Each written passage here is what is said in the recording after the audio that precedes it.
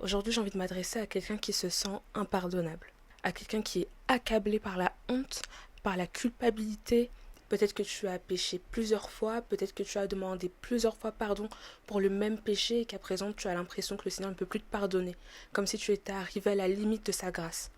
Tu ne veux pas pécher, tu fuis le péché, mais tu pèches malgré tout, et plus tu demandes pardon et plus tu te sens illégitime à recevoir le pardon de Dieu.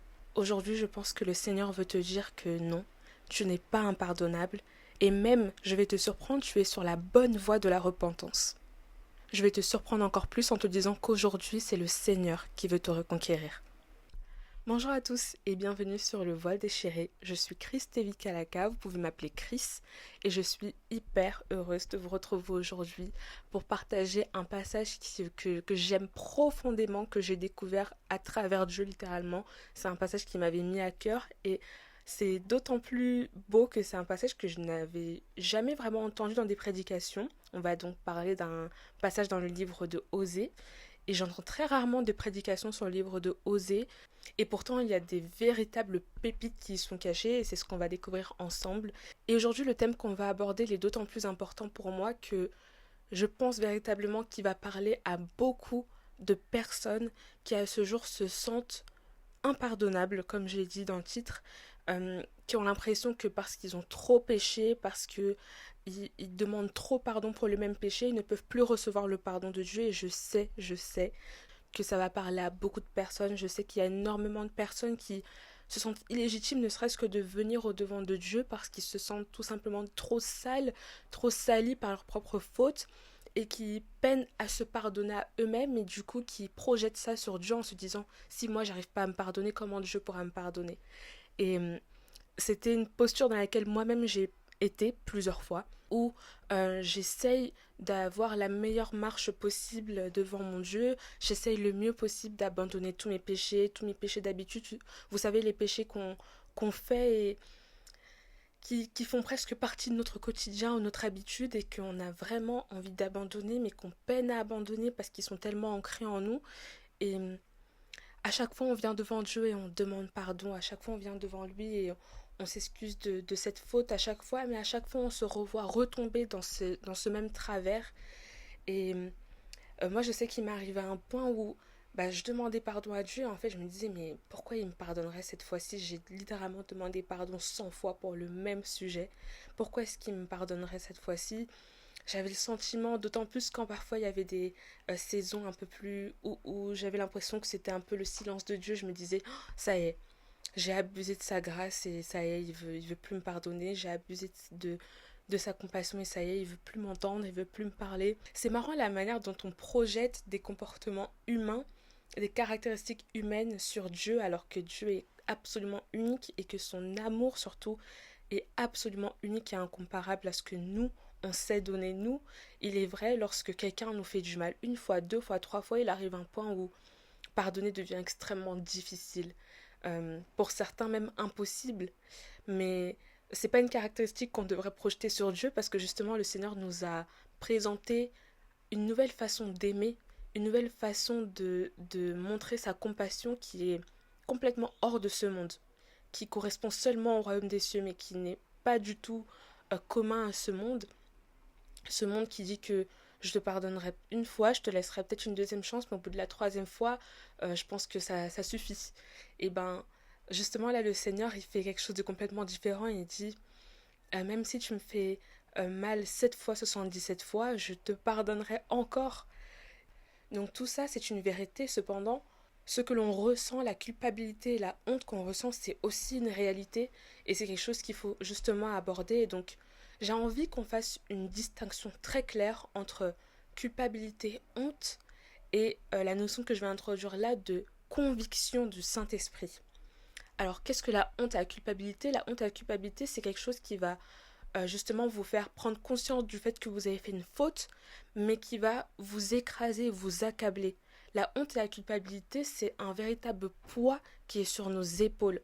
Et parfois, je pense qu'en tant que chrétien, on a l'envie de se flageller lorsqu'on a fait une faute et qu'on a conscience de cette faute.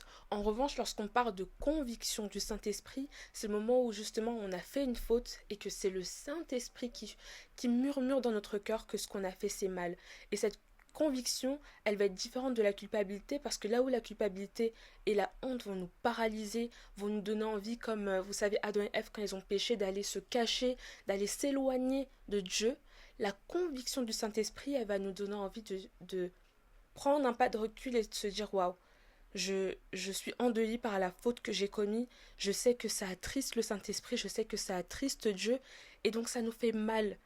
En fait, la conviction du Saint-Esprit, c'est la douleur que l'on ressent à pécher, à faire le mal contre quelqu'un, à faire le mal contre Dieu, à faire le mal contre notre propre corps. Mais la grande distinction entre la honte, la culpabilité et la conviction de Dieu, c'est que là où la honte et la culpabilité vont nous paralyser et nous éloigner de lui, la conviction du Saint-Esprit va nous donner envie de reconnaître notre faute et de demander pardon.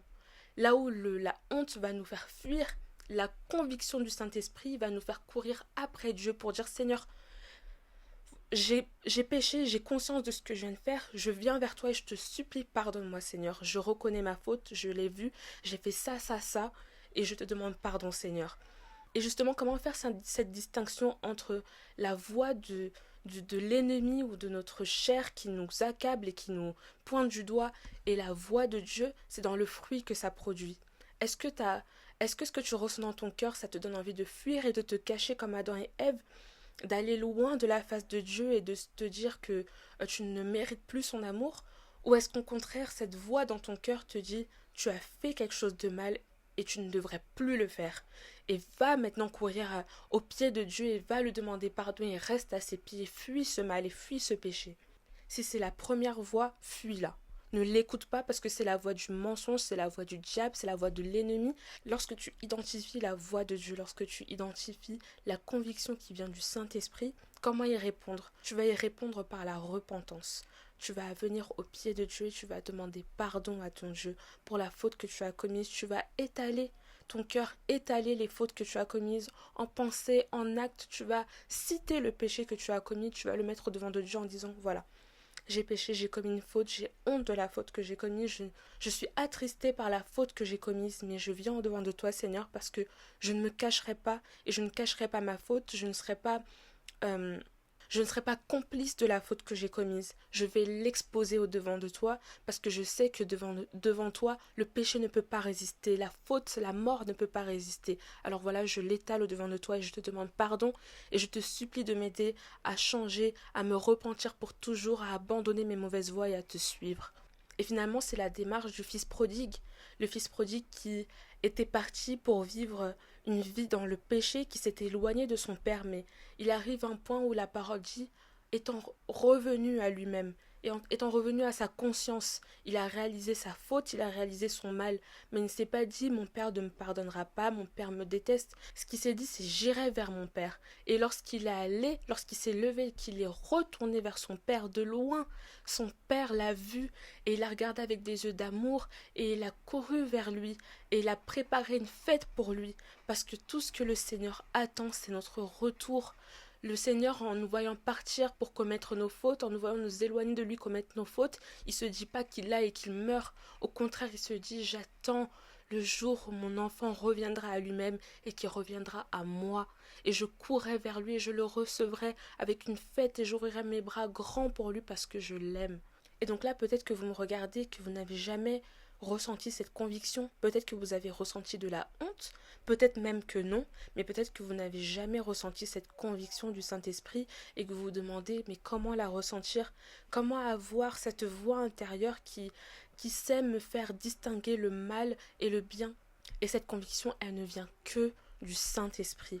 Et donc il faut inviter le Saint-Esprit, il faut appeler le Saint-Esprit dans notre vie. Alors oui, ça passe par la prière, ça passe par le fait d'oralement inviter le Saint-Esprit à venir dans nos vies, mais ça vient aussi par un travail que l'on fait à vivre et à marcher dans la sanctification, à faire l'effort de chercher Dieu à travers la parole de Dieu, à travers la prière, à travers des moments intimes avec le Saint-Esprit, avec le Seigneur. Et c'est là que le Saint-Esprit vient à nous, c'est là que le Saint-Esprit vient s'installer en nous lorsqu'il voit notre effort à aller le chercher, à chercher le royaume des cieux et la justice de Dieu. Et donc on va lire ensemble Osée 2, mais avant qu'on lise, voilà, tenez-moi la main. Tout va bien se passer. Voilà, ça va être un peu douloureux. J'ai envie de... Vous savez, la parole de Dieu, je vais faire ce disclaimer parce que je pense que c'est quand même nécessaire et j'ai vraiment envie que vous puissiez suivre et lire avec moi ce passage du début à la fin. Et même je vous conseille, je vous encourage si vous n'avez pas votre Bible avec vous, de sortir votre Bible et de lire ça avec moi parce que vous allez vouloir annoter certaines choses, vraiment je vous assure. Et au-delà de ça, mon petit disclaimer, mon petit avertissement avant qu'on commence, c'est pour ça que je vous disais tenez ma main, ça va bien se passer, c'est que le début va être un peu dur. Voilà, le début va être un peu douloureux et vous savez, la parole de Dieu, elle n'est pas là pour nous cajoler. Elle n'est pas là pour être tendre avec nous, elle est là pour nous purifier. Elle est là pour nous forger. Et parfois, ça peut être un peu douloureux. Et la parole de Dieu, elle a le mérite d'être très honnête. Alors, le début va être un peu douloureux, mais je vous assure, la parole est très tendre à la fin, et c'est pour ça que je la lis avec vous. Mais je pense que avant de voir ce que la parole nous dit, ce que le Seigneur nous dit, il faut d'abord voir et constater les dégâts. Et je pense que justement, ce passage, il commence par un bon constat des dégâts avant de nous parler avec tout l'amour et la tendresse que le Seigneur a pour nous. Donc, encore une fois, tenez ma main, tout va bien se passer, on va lire ça ensemble et vous allez voir à quel point... Je pense que on répète souvent que le Seigneur est plein d'amour, plein de compassion, mais je pense qu'on ne réalise même pas à quel point. À quel point le Seigneur est compatissant, à quel point le Seigneur nous aime, à quel point il a pitié de nous, pitié de nous. Il est plein de compassion pour nous et donc on va lire ça ensemble dans Osée 2. Déjà juste regardez toutes les notes que j'ai fait sur cette page. Il y a trop de richesse dans ce livre, il y a trop de richesse dans ce passage. Donc Osée chapitre 2, à partir du verset 4, donc je lis au nom de Jésus-Christ. Le titre c'est Accusation d'infidélité. Tenez ma main, ça va bien se passer. Plaidez, plaidez contre votre mère, car elle n'est pas ma femme, et je ne suis pas son mari. Qu'elle retire de son visage ses prostitutions, et d'entre ses seins ses adultères. Sinon, je la déshabillerai pour qu'elle soit toute nue. Je la rendrai pareille au jour de sa naissance. Je la transformerai en désert. Je la changerai en une terre aride, et je la ferai mourir de soif. Je n'aurai pas compassion de ses enfants, car ce sont des enfants de prostitution. Leur mère s'est prostituée, celle qui les a conçus s'est déshonorée. En effet, elle a dit « Je veux suivre mes amants, ceux qui me donnent mon pain et mon eau, ma laine, mon lin, mon huile et ma boisson. Voilà pourquoi je vais fermer son chemin avec des ronces, et y construire un mur, afin qu'elle ne trouve plus ses sentiers. Elle aura beau poursuivre ses amants, elle ne les rejoindra pas. Elle aura beau les chercher, elle ne les trouvera pas. Elle dira alors « Je vais retourner vers mon premier mari, car j'étais plus heureuse à ce moment-là que maintenant. » Elle n'a pas reconnu que c'était moi qui lui donnais le blé, le vin nouveau et l'huile. Et l'on a consacré au service de Baal l'argent et l'or que je lui ai accordé en abondance. C'est pourquoi je reviendrai prendre mon blé à son époque, et je retirerai ma laine et mon lin, eux qui devaient couvrir sa nudité. Maintenant, je découvrirai sa honte aux yeux de ses amants, et personne ne la délivrera de mon pouvoir.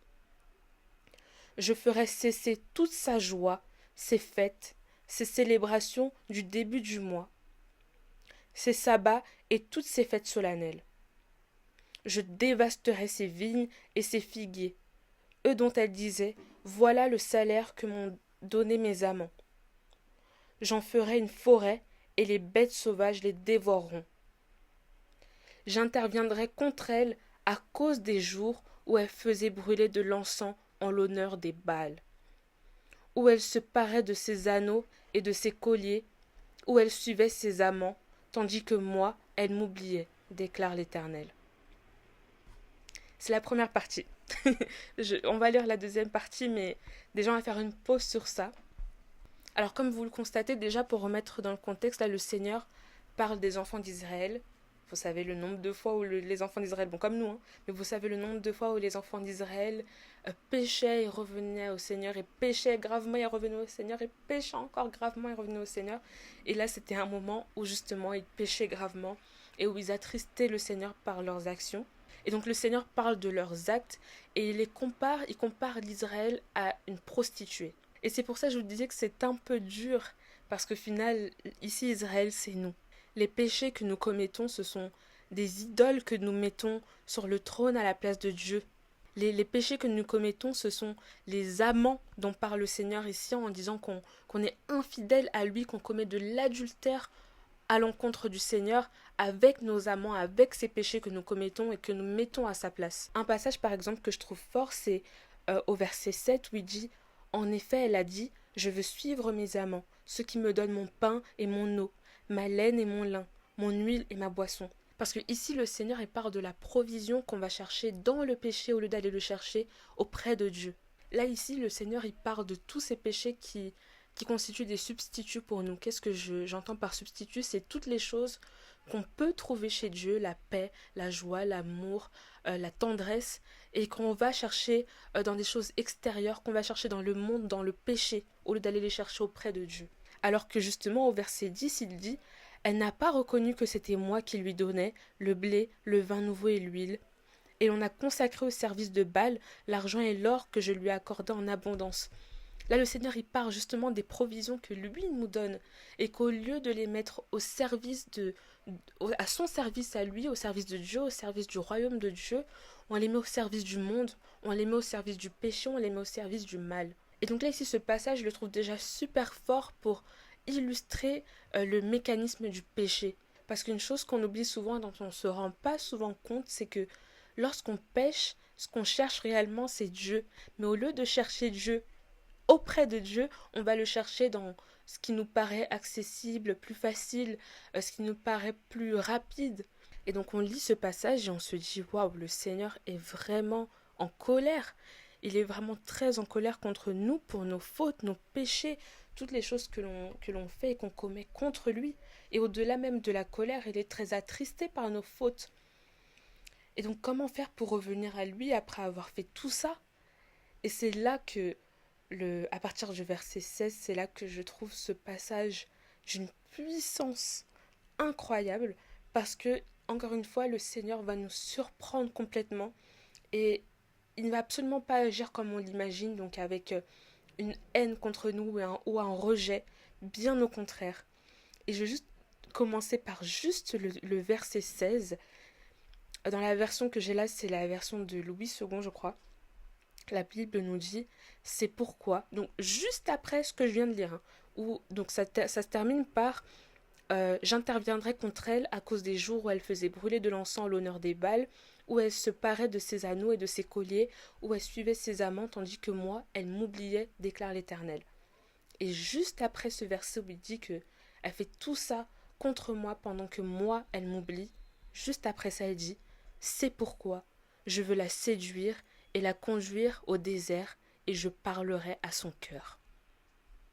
L'amour dont on parle sur la terre n'a absolument rien à voir avec l'amour de Dieu, parce que qu'est-ce que tu veux dire par j'ai péché, je t'ai trompé, donc c'est ce que le Seigneur explique là, on l'a trompé, on a allé vers des substituts, vers des amants, on a été infidèle envers lui. Et là, ce qu'il dit, il dit pas mais je vais attendre que tu viennes vers moi, je vais attendre que tu te battes pour que je te pardonne, ou alors je vais même pas te pardonner parce que ce que tu as fait c'est trop grave. Non, il dit tu m'as fait tout ça au lieu d'être avec moi, mais maintenant moi je vais te reconquérir. Et il dit je vais la conduire au désert et je parlerai à son cœur. Rien que ça, juste ce début là, je trouve ça incroyable. Donc on va lire ça maintenant à partir du verset 16, donc toujours Osée 2 au verset 16, et le titre c'est « Amour de l'Éternel malgré l'infidélité ». Incroyable, incroyable. Juste ça déjà, je trouve que c'est trop puissant, c'est trop puissant. Ok, on dit ça ensemble. Et donc là, je vais prendre la version de la Bible de français courant, parce que sur ce passage, je pense que c'est encore plus clair, encore plus évocateur du cœur de Dieu, et donc on va lire ça ensemble. « Je vais donc la reconquérir. et la reconduire au désert, et je retrouverai sa confiance. Ah, c'est trop fort déjà, je trouve ça trop fort. Okay. Je vais donc la reconquérir et la reconduire au désert, et je retrouverai sa confiance. De là, je lui rendrai ses vignes, la sinistre vallée d'Accor, donc Accor c'est le mot qui évoque le malheur, deviendra pour elle une porte ouvrant sur l'espérance. Elle m'y suivra volontiers comme lorsqu'elle était jeune, comme au temps de la sortie d'Égypte. En ce jour-là, dit le Seigneur, elle m'appellera mon mari, et non plus mon Baal, mon maître. J'écarterai de son langage le nom même de Baal et des dieux de cette espèce, et on ne le prononcera plus. Alors, je conclurai pour mon peuple un pacte solennel avec les bêtes dans les champs, les oiseaux dans les airs et les bestioles sur le sol. Je casserai et je jetterai hors du pays les arcs, les épées, toutes les armes, et je permettrai au peuple de dormir enfin tranquille. Israël, c'est pour toujours que je t'obtiendrai en mariage. Pour t'obtenir, je paierai le prix, la loyauté et la justice, l'amour et la tendresse. Oui, je t'obtiendrai par la fidélité. Alors tu me reconnaîtras comme le Seigneur. En ce jour-là, dit le Seigneur, je serai un Dieu qui répond. Je répondrai aux besoins du ciel, qui répondra aux besoins de la terre, laquelle répondra aux besoins du blé, du vin nouveau et de l'huile fraîche. Et tout cela répondra aux besoins de Jisraël. Jisraël, ça veut dire Dieu sème. J'implanterai Jisraël dans le pays. J'aimerai mal aimer. Je dirai à étranger, mon peuple c'est toi, et il me répondra, mon Dieu. Laissons-nous juste le temps de digérer cet amour, de vraiment absorber cet amour. Ma question là, c'est est-ce que lorsqu'on lit ce passage, est-ce qu'on ressent le moindre rejet de la part de Dieu? Est-ce qu'on ressent la moindre haine de la part de Dieu? Est-ce qu'on ressent de la rancœur? Est-ce qu'on ressent du dégoût? Absolument pas du tout. Le Seigneur est plein de tendresse, plein de compassion pour ses enfants. Moi, ce que je vois à travers ce passage, c'est de l'amour en abondance. C'est un besoin absolu de nous avoir auprès de lui. C'est un amour qui n'a pas de sens pour le monde, qui n'a pas de sens pour nous. Et donc vraiment, je vous invite à méditer sur ce passage après cet épisode, vraiment à prendre le temps de lire encore ce passage du tout début, même la partie qui fait un peu mal, et de lire vraiment jusqu'à la fin. Tout ce chapitre déjà tout ce livre est incroyable. Je vous le conseille, tout le livre de Osée est incroyable, mais ce passage en particulier, je vous invite vraiment à le lire et à méditer là-dessus, parce que il est temps de laisser votre culpabilité, votre honte derrière vous. Revêtez-vous du Saint-Esprit qui vous dira, qui vous signalera en vous, dans votre cœur, lorsque vous aurez fait quelque chose de mal, et qui vous convaincra du péché, qui vous mènera vers une conviction qui vous fera abandonner le péché. Mais ne fuyez pas Dieu, ne vous cachez pas devant la face de Dieu. Allez vers lui, dès que vous péchez, courez vers lui, même si c'est la millième fois que vous péchez, courez vers lui. Je ne suis pas en train de dire que il faut abuser de la grâce et que pécher en vous disant de toute façon Dieu me pardonnera après. C'est pas ce que je suis en train de dire du tout. Ce que je dis, c'est que lorsque vous avez mal, lorsque vous péchez et que ce péché vous fait mal au cœur, c'est bon signe. Ça veut dire que la conviction est en vous, c'est-à-dire qu'il y a en vous une voix qui sait distinguer le bien du mal. Alors au lieu de vous cacher et de vous éloigner du Seigneur, c'est justement le moment où il faut courir vers lui. Ne soyez pas complice de votre péché. Ne cachez pas votre péché. Ne protégez pas votre péché. Allez vite l'exposer devant Dieu. Allez vite dire voilà, Seigneur, j'ai fait ça. Je sais pas pourquoi je l'ai fait. Je suis désolée de l'avoir fait. Je me sens mal d'avoir fait ça, mais je te le mets devant toi tout de suite. Je ne le cacherai pas. Voilà ma faute, voilà le mal que j'ai commis. Je te demande pardon, Seigneur, je t'en supplie, pardonne-moi et aide-moi à abandonner ce péché, parce que la repentance, c'est peut-être qu'on aura l'occasion d'en faire tout un épisode, mais la repentance est une démarche difficile et c'est une démarche que je pense sincèrement qu'on ne peut pas faire seul, qu'on ne peut faire qu'avec le Saint-Esprit. Alors allez vers Dieu, demandez pardon et demandez-lui de vous aider à vous repentir, à vous aider à abandonner votre faute, à abandonner votre mauvaise voie pour le suivre sincèrement, complètement. Mais je crois vraiment qu'à travers ce passage, et là il ne s'agit pas de quelqu'un, on parle vraiment du dit l'Éternel, donc c'est vraiment le Seigneur qui parle, c'est vraiment Dieu qui parle. Et je pense que ce que Dieu veut vous dire aujourd'hui, ce que Dieu veut nous dire aujourd'hui, c'est que vous n'êtes pas impardonnable. Vous n'êtes pas impardonnable. There's no such thing as impardonnable. Alors oui, c'est difficile lorsque l'on vient vers Dieu et que on se dit voilà, je suis mort en Christ, je suis ressuscité en Christ, je vis une nouvelle vie, tout ce qui est ancien est passé, voici toutes choses sont devenues nouvelles. Et du coup quand on pêche, on se dit mais pourquoi je retombe encore dans cette chose-là alors que mon vieil homme est mort, alors que j'essaye vraiment, alors que je cours vers Dieu. Je pense qu'une chose dont on doit se rappeler, c'est que en suivant le Seigneur, c'est pas ce qui nous dit qu'on ne péchera plus jamais. En revanche, ça nous permet d'avoir le Saint-Esprit qui va justement nous donner cette capacité de distinction du bien et du mal et qui va nous aider à abandonner nos voies. Mais ça reste un processus, ça reste un travail. Au fur et à mesure que le Seigneur parle à notre cœur et que justement, à chaque fois qu'on pêche, on a mal, au fur et à mesure, on ne voudra même plus pécher, on n'aura même plus envie de pécher, on ne sera même plus tenté par le péché parce que le Seigneur aura fait un tel travail en nous que le péché va provoquer en nous du dégoût, que le simple fait de pécher ou de penser à pécher nous dégoûtera. Et donc c'est un processus, c'est un travail que l'on fait avec Dieu.